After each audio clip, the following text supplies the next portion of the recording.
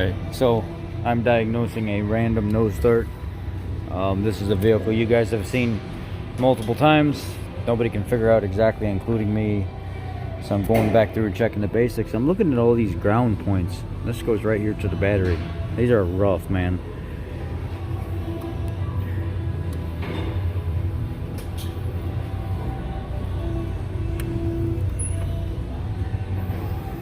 I'm just gonna start cleaning everything because who knows what it is. Who knows why this thing is intermittently not starting.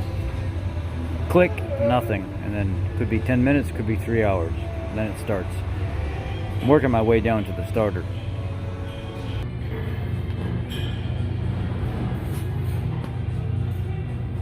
So I got this one all cleaned up, prepped and put back on. Now I'm gonna work my way down to the starter.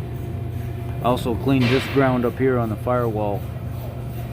It was kind of rough as well. Well, I think we may have found our issue with our problem truck. Look at that starter. That starter looks like it's from like 1990. It's terrible. That thing is trash. The connections are all corroded. You could see the main nut that transfers power from one side of the solenoid to the other up there is completely rotten. And then if you look, see if I can get you some light. If you look at the ground to body harness, it's all cotton candied. The starter, this thing's only got 40,000 miles on it. This thing is rotten for 40,000 miles. So let's pull it off of here. Well, I'm actually not going to pull the starter off this truck right now because I went to go check price and availability of it, and Ford doesn't have it. It's on back order until March 1st, which tells you something there, huh? About the starter on the 17 F150 is a 3.5 EcoBoost.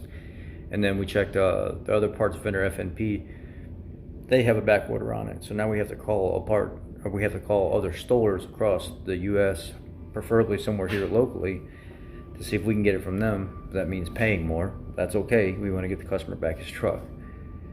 It's just wow, how rotten that thing is. And it's only a 17 with 40,000 miles. Intermittent no start. The guy says the key, he could push the key and it would be fine, but if he tries to remote start with his fob or like his app or something like that, the thing freaks out.